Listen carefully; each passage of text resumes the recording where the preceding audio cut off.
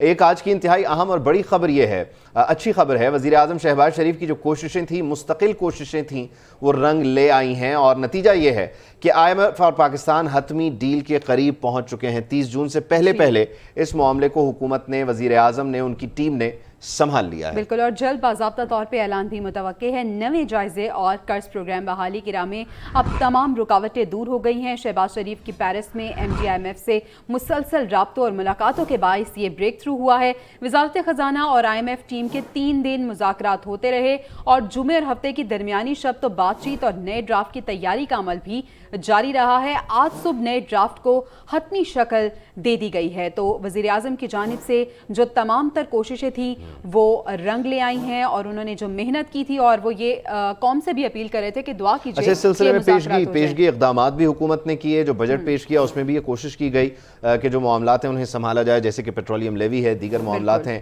آئی M F کے کچھ مزید مطالبات تھے، ان پر بھی کام ہو رہا ہے۔ اس سلسلے میں وزیر اعظم نے جہاں پیرس میں M D I M F سے ملاقات کی اور مسلسل ان ٹچ رہے، رابطہ برقرار رکھا، وہیں ساتھ ہی ساتھ وزیر خزانہ نے جیسے امریکی سفیر ڈونلڈ بلوم سے ملاقات کی، ان کے ذریعے بھی یہ پیغام پہنچایا کہ امریکہ بھی اس سلسلے میں تعاون کرے۔ تو بہرحال اس سارے پروسیس کا جو نتیجہ تھا، جو اینڈ رزلٹ تھا، جس کا انتظار تھا، وہ ہمیں مل چکا ہے۔ بتایا جا رہا ہے کہ جلد پاکستان اور آئی ایم ایف کے درمیان معاملات جو طے ہوئے ہیں اس کا اعلان بھی کر دیا جائے گا۔ آج کے دن کی ایک اور اہم اور بڑی خبر یہ ہے، سابق وزیر اعلیٰ پنجاب نواز شریف سے متعلق ایک کیس تھا، پلاٹ الاٹمنٹ ریفرنس، جس میں ان کو اشتہاری بھی قرار دیا گیا، ان پہ فرد جرم بھی عائد ہونا تھی، لیکن بہرحال آج انہیں اس کیس سے بری کر دیا گیا۔ نہیں، اس ٹائم جب کا یہ کیس ہے تب وہ وزیر اعلیٰ تھے، تب وہ وزیر اعلیٰ پنجاب۔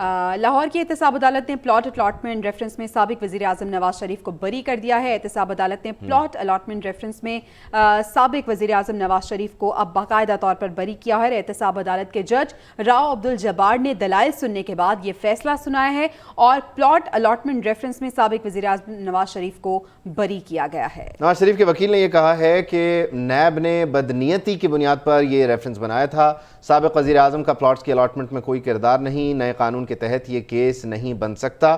تو بہرحال گزشتہ سماعت پر جب دلائل مکمل کیے گئے تھے، فیصلہ بھی محفوظ کر لیا گیا تھا۔ آج یہ اچھی خبر آئی ہے سابق وزیر اعظم نواز شریف کے لیے، جن پر ان کی وزارت اعلیٰ کے وقت کا یہ کیس ہے، پلاٹ الاٹمنٹ کا ریفرنس ہے، جس سلسلے میں دیگر بھی کچھ لوگ گرفتار ہوئے تھے، انہوں نے بھی جیل کاٹی، نیب کی حراست میں رہے۔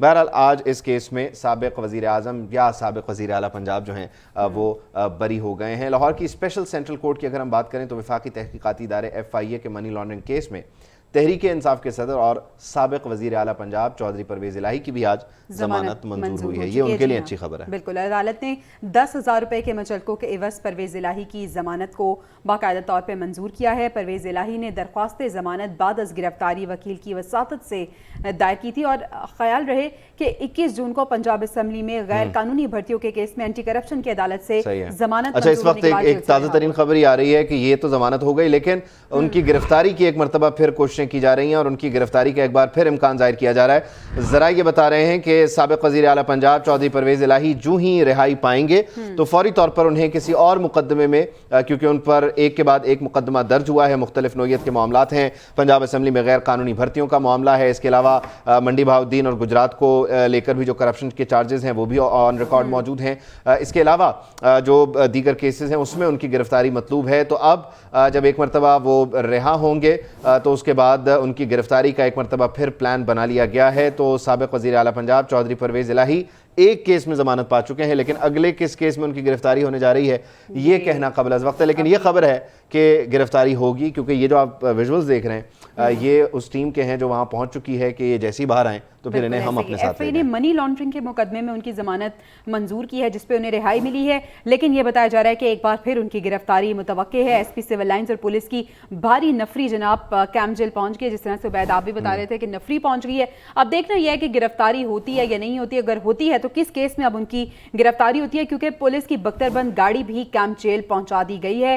تو یہی کہا جا رہا ہے کہ جیسے انہیں رہائی ملے گی تو کسی دوسرے کیس میں ان کی گرفتاری متوقع ہے۔ فی الحال خبر یہ تھی کہ ایف آئی اے منی لانڈرنگ کے مقدمے میں ان کو ضمانت پر رہائی مل گئی تھی، لیکن اب دیکھنا یہ ہے بیچ میں ایک تاثر یہ بھی تھا جب ان کی چودھری شجاعت حسین سے ملاقات ہوئی، جس کی تصدیق مونس الہی نے کی کہ اس کے بعد انہیں رہائی ملنے والی تھی، ان کی ایک کیس میں ضمانت بھی ہوئی تھی اور اس کے بعد اگلے کیس میں بھی آج ان کی ضمانت ہو گئی، لیکن بہرحال اب تاثر جو ہے وہ کتنا تگڑا ہے, کتنی اس کو تقویت ملتی ہے, اس کا تو ہمیں انتظار کرنا ہوگا. جو ہی پرویز الہی کو اگلے مقدمے میں گرفتار کیا جاتا ہے. توشہ خانہ نیب انکوائری کیس کی بات کر لیتے ہیں. نیب نے چیئرمین پی ٹی آئی کو 26 جون کو طلب کر لیا ہے اور نیب نے چیئرمین پی ٹی آئی کو کیس سے متعلق دستاویزات بھی اپنے ہمراہ لانے کی ہدایت کی اور 11 بجے نیب کی کمبائن انویسٹیگیشن ٹیم کے سامنے انہیں پیش ہونے کا حکم دیا گیا ہے. دوسری جانب 190 ملین پاؤنڈ کا جو کیس ہے اس میں بھی نیب نے بشرا بی بی کو ایک مرتبہ پھر طلب کیا ہے. تو بشرا بی بی کو بلایا گیا ہے 26 جون کو القادر ٹرسٹ کرپشن کیس میں, اور انہیں بھی کہا گیا ہے کہ وہ بھی اپنے ساتھ اس کیس سے متعلقہ جو دستاویزات ہیں انہیں ساتھ لے کر آئیں. تو ایک طرف توشہ خانہ کا معاملہ ہے سابق وزیر اعظم سے متعلق, اور دوسری طرف ان کی اہلیہ کو 190 ملین پاؤنڈ کے کیس میں نیب نے طلب کر لیا ہے. اور نیب کی اگر ہم بات کر رہے ہیں تو سابق وزیر اعظم کے وسیم اکرم پلس جناب عثمان بزدار, آپ کو پتا ہے جنہیں کتنی بار طلب کیا گیا, مطلب کتنی بار اب تک نیب نے بلایا, وہ گئے نہیں. 12ویں مرتبہ انہیں کہا گیا.